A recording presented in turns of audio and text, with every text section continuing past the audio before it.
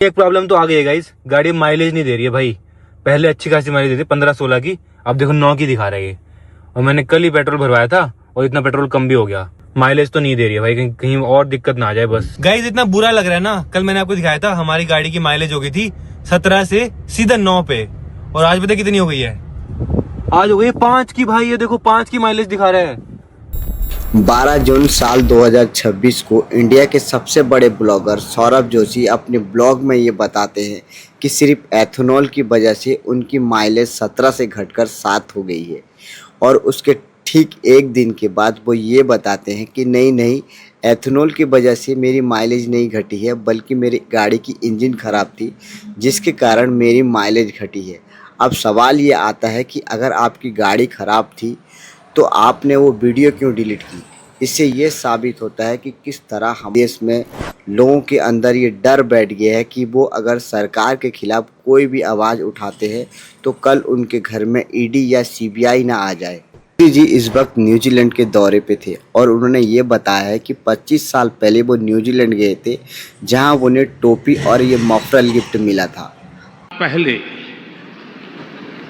जब मैं किसी सरकार में भी हिस्सा नहीं था, सार्वजनिक जीवन में मुझे कोई जानता नहीं था, तब भी मुझे यहाँ न्यूजीलैंड आने का अवसर मिला था। और उस समय मुझे किसी ने गिफ्ट में 3 चीजें दी थी जो मैं वापस इंडिया लेकर के गया था।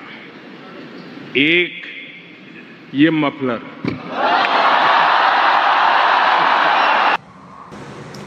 अब मोदी जी की उम्र है 75 ईयर्स। 15 साल वो देश के प्रधानमंत्री बने रहे और बाकी के 10 साल वो गुजरात के सीएम थे, और उसके बाद 40 साल उन्होंने भिक्षा मांग कर खाई। और करीब 40 साल मैंने भिक्षा मांग करके खाया है। मैं लोगों के घर में भिक्षा मांग करके खाता था। पास 17 साल उन्होंने चाय बेची, और उनके जीवन का महत्वपूर्ण कालखंड उन्होंने आदिवासी के बीच भी गुजारा था। जीवन का एक महत्वपूर्ण कालखंड मैंने आदिवासियों के बीच में बिताया है। और तो और उन्होंने अडवाणी जी के लिए ग्रीन कारपेट तक भी बिछाई थी। मतलब मोदी जी, आपने इन 75 सालों के बीच क्या क्या नहीं कहा। आप सही कहते हैं कि आपको परमात्मा ने भेजा है। मैं कन्विंस हो चुका हूं कि परमात्मा ने मुझे भेजा है। ये ऊर्जा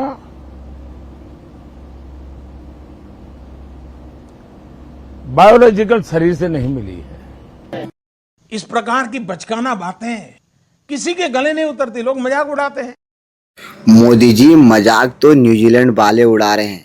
जैसे ही आप चले गए, वहाँ के एम्बेसडर को पूछे कि क्यों मोदी जी प्रेस कॉन्फ्रेंस नहीं करते, तो ये टकलू अंकल हंसकर कुछ इस तरह जवाब देते हैं। ये अंकल कहते हैं कि इंडिया की जो पॉपुलेशन है वो ज़्यादातर रूरल्स है, इसके लिए उन्हें प्रेस कॉन्फ्रेंस समझ में नहीं आती। Your question has that quality of déjà vu. And you must remember that the Indian electorate are predominantly rural folk. They want direct contact. They don't like being spoken down to. They don't like. Conference समझ में नहीं आती। हाँ, हम मानते हैं कि हमारी पॉपुलेशन जो है वो रूरल्स है, लेकिन वो इतने भी गवार नहीं कि वो प्रेस कॉन्फ्रेंस ही ना समझ सके। ये तीसरी बार हो चुका है आप पर सवाल पूछा गया है। मैं तो कहता हूँ जिस तरह हमारे इंडिया में ये कानून है कि कोई भी अगर आपसे ये सवाल पूछता है कि आप प्रेस कॉन्फ्रेंस क्यों नहीं करते, तो आप उसके घर सीबीआई या ईडी भेज देते हैं। ठीक उसी तरह ऑल कंट्रीज़ में भी ये नियम लागू कर दो कि कोई भी कंट्रीज़ आपसे ये सवाल पूछे तो आप उसके ऊपर टैरिफ लगा दो। नहीं, मैं कुछ ज़्यादा बोल गया। मेरा मतलब है मोदी जी कुछ तो करो यार। ये तीसरी बार हो चुका है जब आपके ऊपर इस तरह की सवाल पूछी गई है। सबसे पहले नॉर्वे के एक पत्रकार ने आपसे ये सवाल पूछा था कि मोदी जी आप प्रेस कॉन्फ्रेंस क्यों नहीं करते, आप वहाँ से भाग गए थे। उसके बाद ऑस्ट्रेलिया के भी एक न्यूज़ एंकर ने आपसे ये सवाल पूछा था। आप तो न्यूजीलैंड की मीडिया ने भी ये सवाल पूछा है।